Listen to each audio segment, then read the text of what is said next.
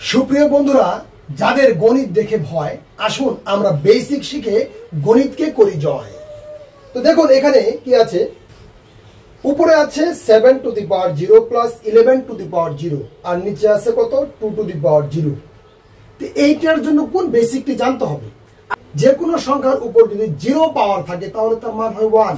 এটা আমরা অনেকেই জানি না, যার ফলে এই অঙ্কটি করতে আমাদের অসুবিধা হয় বা কঠিন মনে হয়।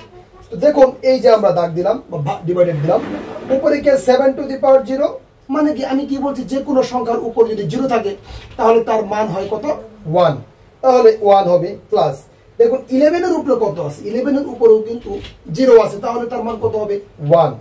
বাস এখানে 2 টু দি পাওয়ার 0, তার মানে 2 এর উপরেও তো আমাদের 0, তার মানে কত হবে 1। বাস তো সবগুলো 1 হয়ে গেল। দেখুন উপরে হচ্ছে 1 আর 1 যোগ করলে হবে 2 আর নিচে 1। নিচের 1 এর কিন্তু কোনো দাম নেই, তাহলে নিচে এমনিতেই মনে মনে 1 থাকে। যে কোনো সংখ্যা, যে কোনো স্বাভাবিক সংখ্যার নিচে মনে মনে কিন্তু 1 থাকে। তাহলে দেখুন এই 2 কে 1 মানে এই 1 এর কোনো যেহেতু মূল্য নেই, তাহলে সেক্ষেত্রে উত্তর কত হবে 2। খুব সহজ না? অনেক মজা, গণিতে অনেক মজা, আপনারা শিখতে পারবেন। তো যাই হোক, যদি এটা বুঝে থাকেন তাহলে দেখুন নিচে একটি কাজ আছে, সেই কাজের উত্তর কত হবে তা আমার কমেন্ট বক্সে জানান। যদি ভিডিওটি ভালো লেগে থাকে তাহলে লাইক, কমেন্ট ও শেয়ার করতে পারেন।